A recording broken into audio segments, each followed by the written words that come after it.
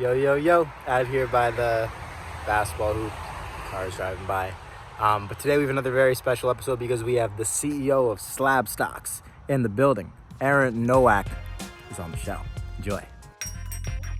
I grew up such a fan of sports memorabilia and sports cars, and I'm really excited this show is both going to highlight that as well as the awesome entrepreneurs that make it all possible. Let's do it. Ladies and gentlemen, welcome back into another episode of Talking Shop. Today we have a very, very special guest, CEO of SlabStox, Aaron Nowak. Welcome to the show.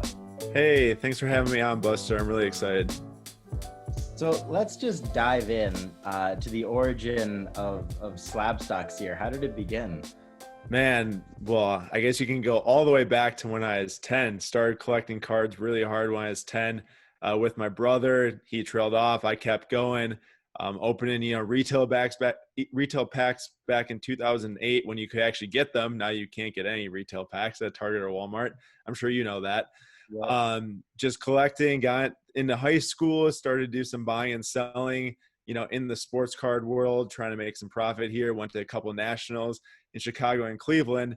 And then fast forward a little bit, all the way up into college, started to go to business school, knew I wanted to start a business, knew I wanted to incorporate sports cards, but I didn't just want to buy and sell them. I knew it really wasn't a super viable way in the moment. Think about this. This is 4 years ago now, 3 or 4 years ago, where the market was pretty small. It wasn't like you could make a ton of money, in the market. You can make some good money, but you have to have a ton of capital to really start it up and go hard. So I started Information Share 2 years ago. I started an Instagram page, SlabStox, as everyone knows it today, and that turned into a wild array of things now between YouTube videos, podcasts, a new platform coming out where you can track your cards analytics. And we just wanted to find a way to help new people get into sports cards by sharing our knowledge with them, covering different investment trends in the marketplace. I'll tell you, 2 years ago when we first started, there was barely anyone posting about different graphs or how much this thing's worth compared to that thing. Everything was just, oh, look at this card I pulled out of a pack, or look at this hobby box I just opened, or I got this cool personal collection. There was literally like nothing. And we were one of the first to the scenes, and it really helped us benefit in gaining a large image quickly. And now here we are in 2020, and we got almost 20,000 followers on Instagram. It's crazy. Started, literally at zero like everyone else. So just crazy how it's going. I love it. How much of a difference have you seen from just the sports card market in general 2 years ago to now? We both know, but how can you put it in perspective for people who don't? Yeah. So imagine anything that you see right now that is $100 or $200 was like $10 or $20. It's really that crazy. I'm serious. Like, what were LeBron Chrome rookies going for 2 years ago? Oh, Topps Chrome PSA 10 rookies were like $750.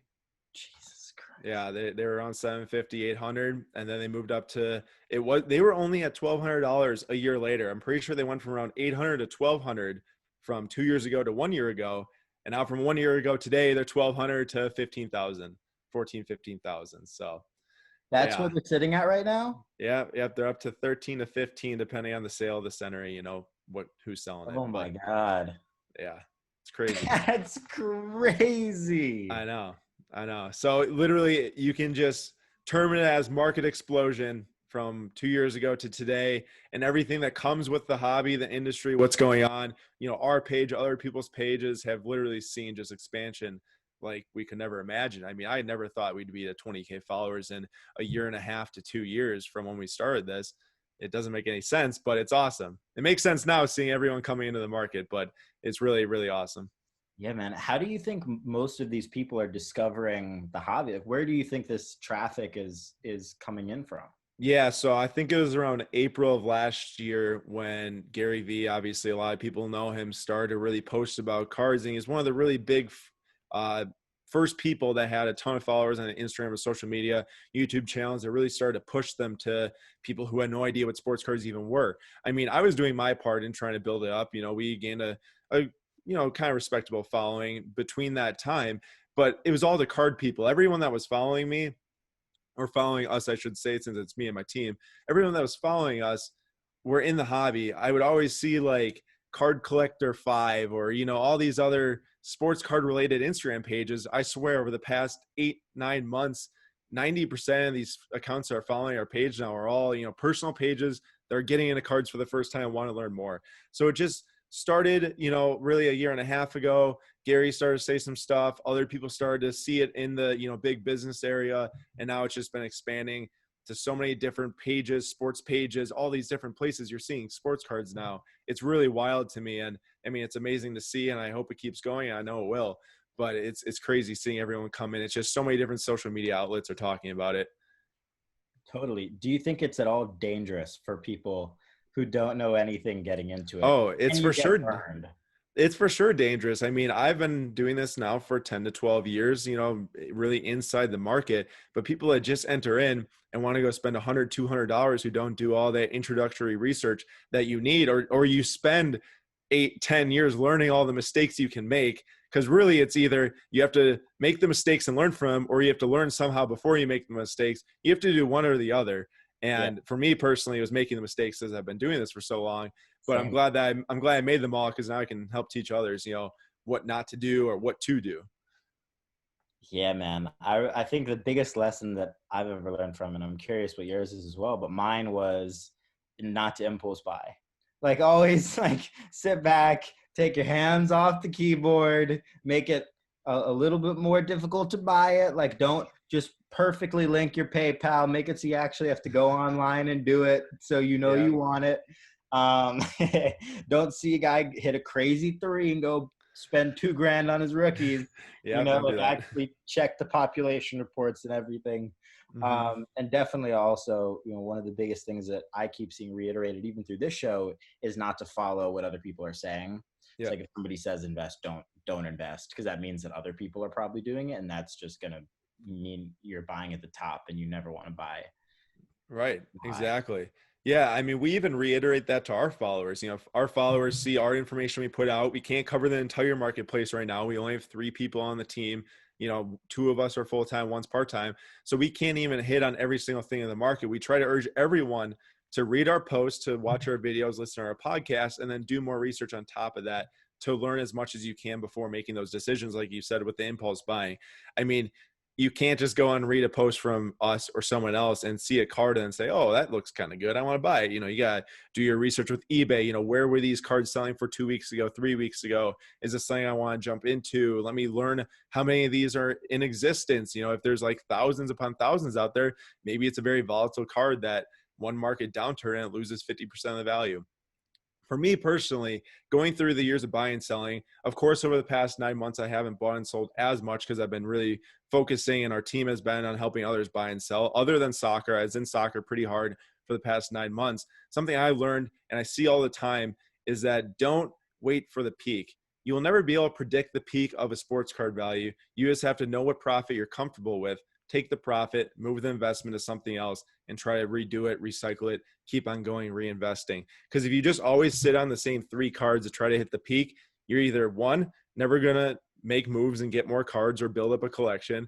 2, you're going to completely miss the time to sell because you're always going to be waiting for the peak. And then that already came and now it's, half the value.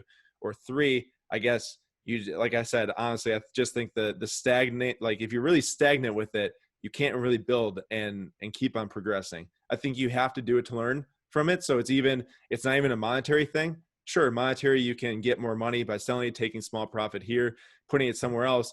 But even just learning how it works and keep on buying and selling, keep on moving stuff around, that's another huge lesson in and of itself. What mistakes that you've made would you tell people to stay away from when they're just getting in? Sure. So first off, box breaks, joining different team breaks online, opening different packs, all can be super fun. If your goal in the hobby is to have fun and acquire cards through opening packs, that's a great idea. If you want to, build memories around that, join group breaks, go do it for sure. But if your goal is to mitigate your risk as best as possible, don't do that. Don't go and spend $100 on a box or $100 on now even a pack for $100. I'm sure there's packs out there. Obviously, National Treasures is like 4,000 something for a box. Don't go do that. That's a huge mistake if you're looking to mitigate your risk and really just keep your money safe while also moving it forward and making some money. Like you could go and put $4,000 into a box of National Treasures, or you could take that $4,000 and buy various different LeBron and Giannis cards, maybe mix in some Luka and Tatum if you want a little bit more high potential returns.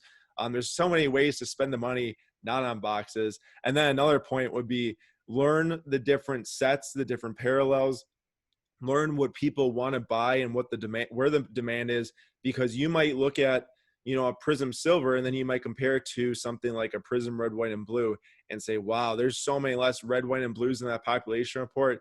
These are definitely a better buy at, a third of the cost of the Prism Silver.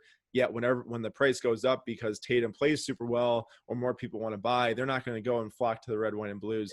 They're going to go buy the silvers, and those are going to go up in value. Just make sure you do enough research on the cards you're buying and different parallels from the same sets or even other sets too. I think that's great advice. Now, as far as buying and even selling for that matter, where would you recommend people go for both?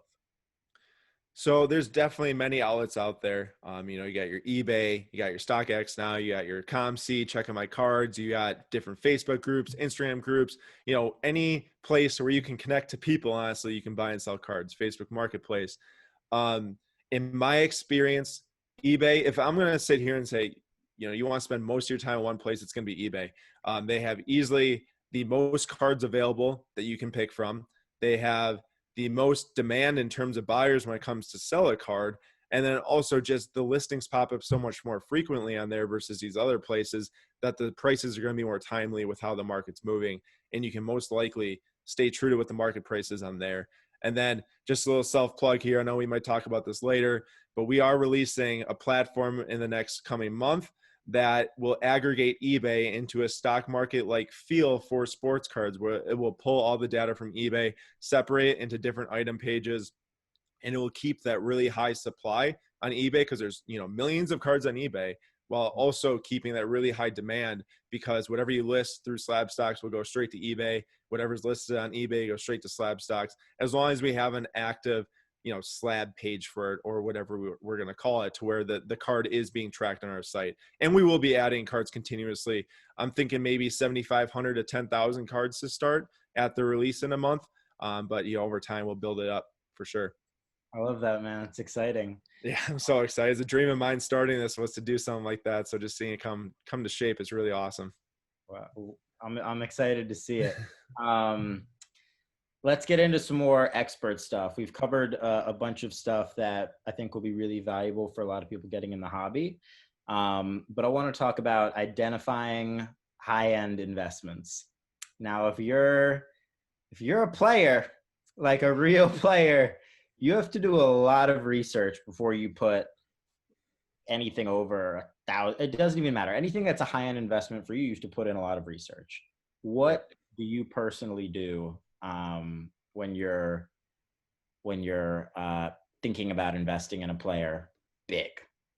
Yeah. So basically the last time I went in on one player just absolutely huge was Kylian Mbappe for soccer. I saw this was back in August actually of 2019. I looked at the soccer market, had some great help from my buddy Lou and Tyler over at Team Gary. I'm sure you know them. I had some great help from them. They're like, hey, man, check out the soccer market. We know you're not going to do baseball, basketball, football anymore. This might be a place for you to look. So I looked into it, looked into Mbappe. And I'm like, well, already World Cup at the age of 18. He's going to be in all the World Cups going forward because France is always going to qualify. He's on PSG. He might transfer to a bigger club like Real down the line, or Liverpool. And I just saw so much potential, that parallel between the basketball market and the soccer market, because all the brands are the same. Kylian Mbappe has Prism rookies. He has Top Scrum rookies, just like LeBron has a Top Scrum rookie and then a Prism card from 2012 with the Miami Heat. So there's a parallel there. And then also just the fact that soccer is a worldwide sport helped too. But I did a lot of different thinking between, do I really want to go spend this money here? How fast can I get a return on it? At the time, I had no idea that the soccer market was going to explode. If I would have known that, I would have bought way more than I did. I bought a ton, but I just would have went way harder.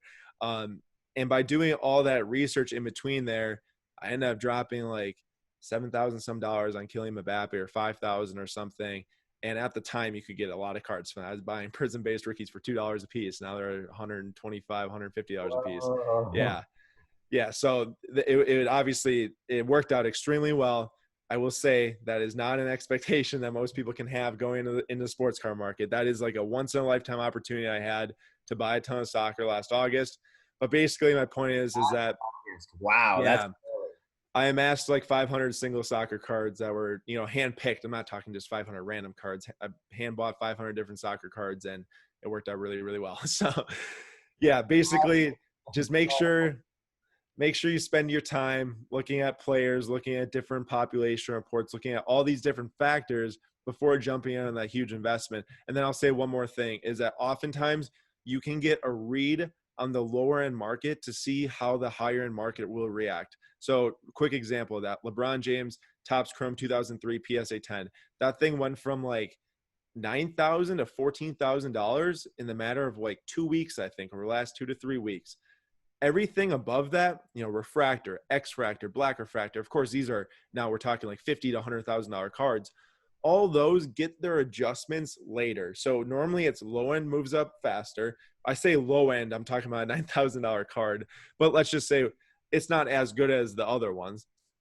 Basically, the low end goes up faster. All the high end follows. So if you see Jason Tatum prism-based PSA 10s go from $400 to $700, and you see the silver PSA 9 or 10 hasn't really moved much in value in the last 2 weeks, or it's moved in like half the rate, maybe that's a great time to buy because the high end will catch up later. It's always use the lower end stuff to read the market. That's the easiest way to see trends, is to see what the high volume stuff is trading at.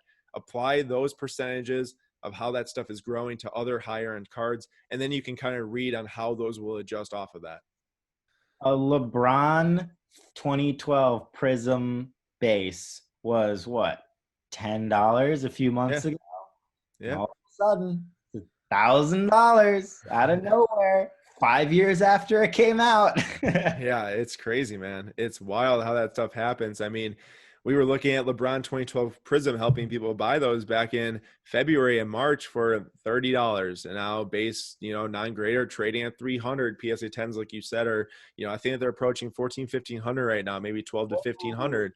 So, and this is as the population is increasing. Many people were saying that, oh, that's just because no one graded them. The PSA 10s are up to $1,000 because there's only 80 out there in the population, but there's 1,000 Anthony Davis out there. So clearly more LeBrons are going to be graded and more people are going to have more supply to buy of LeBron. Well, basically how the market's shifting, so much demand is coming, any new supply, it offsets it. And every single LeBron that gets added to the marketplace of 2012 Prism, hundreds of people coming to the marketplace that want to buy different cards, which is keeping those prices high for sure. That's really wild. And then, obviously there are a lot of newcomers in the card world in general. You alluded to Pokemon as well. That's, I'm sure you're in a lot of groups that are talking about that, but we've seen a 300 to 500% uptick this year alone. Yeah, Pokemon has been going kind of crazy. Card Talk Pod with Lou Janu and Tyler, like I said earlier, Ryan Card Collector 2. They just released an episode today about the Pokemon and how it's going, and interviewed one of those big Pokemon guys. I forgot what his name is, but looking at Pokemon, I bought a couple and then I sold a few just to, take a little bit of money in it really quick because Lou was helping me buy it. But I'm just going to sit on the sidelines and watch it so we can report on it soon here. But it's crazy how the Pokemon is different than the sports cards, because in sports cards, you're always wondering, what's this guy going to do next? And Pokemon, you look at 1999 first edition cards, you're like, well, Pikachu is Pikachu right now. He'll be Pikachu tomorrow and the day after that. It's not like that it's kind of always the off season, or I should say there is no off season in Pokemon because it's all the same. Lou and I have an ongoing kind of a running joke. We pointed out that Pikachu will never get a DUI. Pikachu will never get injured. Pikachu will never come out and divide the country. Bro, yeah. Pikachu is undefeated. Exactly. The only thing that could happen is like the creator of Pikachu does some crazy stuff and then dilutes the brand, but very unlikely. Yes. It's really an incredible thing when you dive into the fictional card world. Yep, it all has to do with how many people want to collect something and how many new people want to collect it. Of course, that's what we're seeing a lot in sports cards right now because of no sports being played currently. Thank goodness it's coming back soon. But, in that collector's world, in the Pikachu, Pokemon world, there's way more people out there worldwide that are in love with Pikachu than there is. I think I heard someone say today, Tyler Hero. So many people know Pikachu versus Tyler Hero. So it's just crazy. Close. But still, some Tyler Hero cards are selling for 5x what a first edition Red Cheeks Pikachu is. I So know. Yeah. it's pretty wild. But I think something a little bit more comparable to a Pikachu, like you alluded to earlier, are soccer cards. It's a worldwide thing. Like Pokemon is the number one, I think, media brand, like Yeah. entertainment brand of all Yeah. time. Star It's because Wars they got so much underneath it. They got the video games, they've got the card game, obviously the cards we're movies. talking about, movies, TV show, all that stuff. It's just crazy. An app, Pokemon Go, a game on your phone. They just got so much going on. That was the biggest revenue generating app. It's The craziest crazy. thing ever. Like 2-3 years ago, that was nuts. But what Yeah. I was going to compare to soccer cards. It's a worldwide sport. Yep. Basketball Basically. isn't like it is, Mhm. but it's not soccer. So it's really interesting when soccer is going to get even bigger here, where a lot of the money's being spent on cards. Yeah, and with soccer, the interesting thing is looking at now so many of these like top 5 guys. You're talking Mbappe, Sancho, Ronaldo, Messi. Those guys have all seen significant increases in price over the last 2, 3, 5, 6 months. You look at the overall market of soccer, and it isn't even close to basketball. It isn't even close to baseball or even football for that matter, because it's just those top 5 to 10 guys that are driving it. So all those guys now they're starting to seem like that they're priced correctly in terms of soccer compared to other sports. Before it's like, well, how is Mbappe $2 when Luke is $100? Like, that doesn't make any sense. Well, now it's more like, okay, Mbappe's 150, Luke is 175, 200. That kind of makes sense. But you look at the overall market, you look at really good soccer players, some of their cards are worth dollars, like $1 or $2. And then you look at that really good basketball player, a third-year veteran card, and that thing could be worth 50, $100, if it's someone good enough. So overall, the market in soccer is still very low right now. There are certain places that are very, very inflated because they are these, international stars that have all these expectations on our shoulders, or they already accomplished so much like Messi and Ronaldo.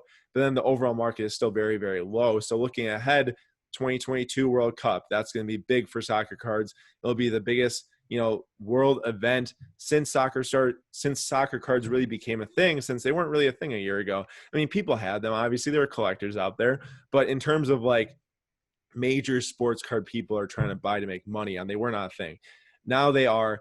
And that 2022 World Cup should be crazy. They delayed the Euro from this summer for next summer. So that's 2021 Euro. So that's 2 major events, 2 years in a row. And then look 4 years from 2022. And we're at 2026 when the World Cup is in North America.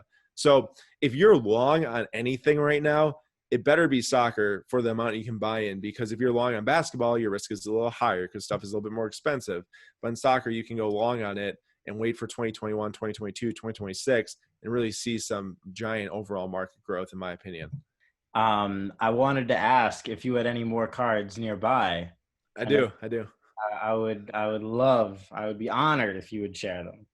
Yes, for sure. So here is one that I've had for a little bit now. Kobe Bryant, LeBron, 2008, Topps Chrome Refractor, PSA 10. I think that the population on this one is around 40. It's around 40, 38. So I got this one. I think it was the day of Kobe's memorial service in Staples Center. And I'm like, I need a high-end Kobe. I had this Kobe rookie card since my first card show when I was, I think, 10 or 11 years old. So this card's over a decade old now in my collection, the longest card in my collection, I think. And I was like, I just need a high-end Kobe. So I went on eBay. I did some research. I was like, which card do I think is going to appreciate the most over time? You can go and look at, the 1996 Topps Chrome Rookie, which is cool, but I didn't really have like a full connection to it because that came up before I was even born. 2008 Topps was the first set that I collected with my brother for football. We were building the complete set for the football because that was the retail packs at the time. And I love the design with the, as you can see, it spells out the team name above it. It says Lakers up there. Okay. And instantly, obviously, seeing LeBron on the card with Kobe defending him made me just want that much more. So pulled the trigger on it. I think it's worth 3 times as much now, 2 or 3 times as much as when I got it back in February. So that was one that that I got, I guess, recently, so to say. But this is one that not everyone's going to appreciate, but I definitely do.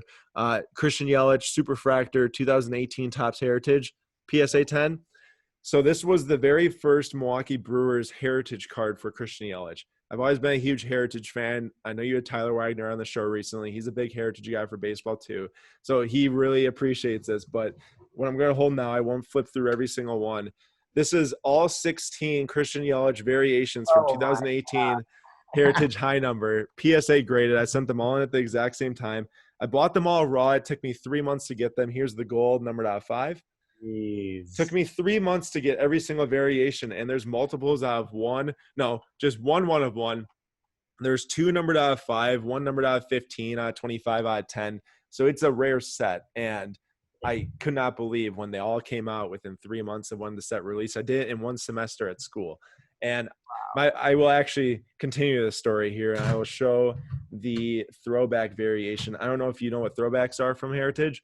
So they depict the player in a throwback jersey. So they got the old Christian Yelich blue powder Milwaukee Brewers jersey on there. Those cards are limited to 15 or 25 depending on the year, I'm pretty sure.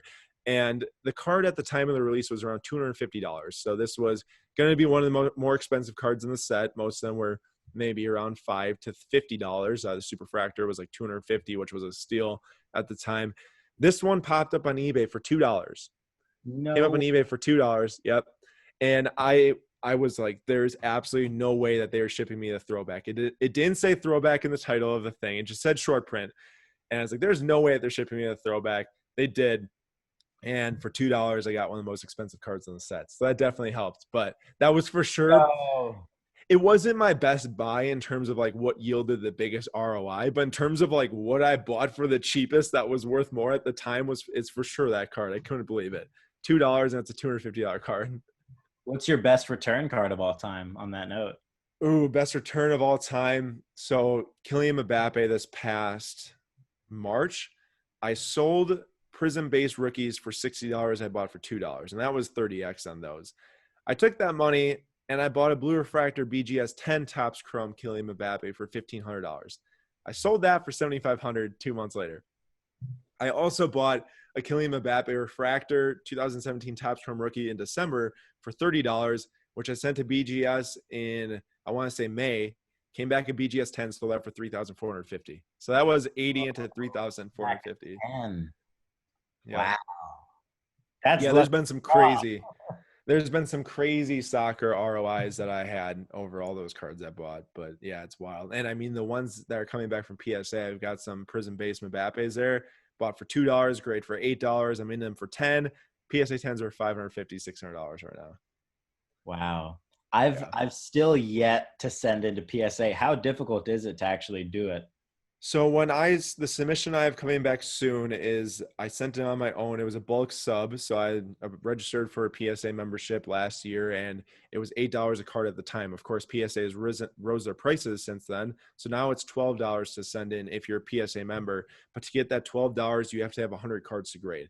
So because of that, there are many groups, subbers out there that take your cards for you and then submit them with many other people's cards to PSA.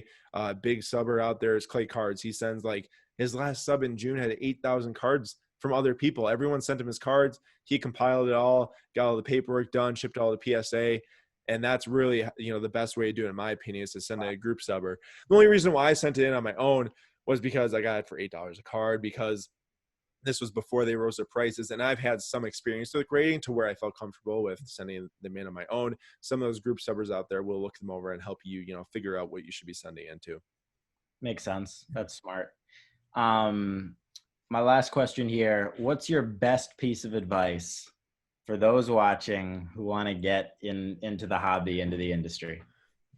So I'm sure there's many of you out there that have seen sports cards through Buster, through us, through other people in the industry, and just want to jump in so fast because there's so much money being made and everyone wants to make that money or start a personal collection.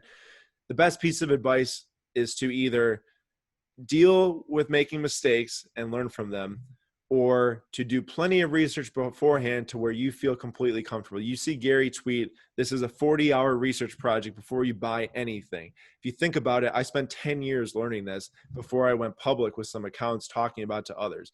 Many people try to get in too fast because they see that there's a quick buck that they can make, and then they either get pushed out because they make a mistake or because they don't really want the card.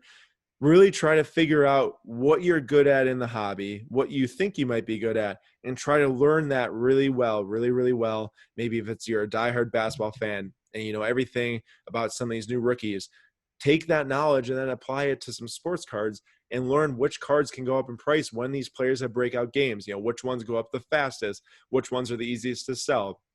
And also different avenues on if you need help with, you know, taking care of something that's selling. So if you're new to the game and you don't know how to list cards on eBay, you can send them to a consignor who will help you sell it for you.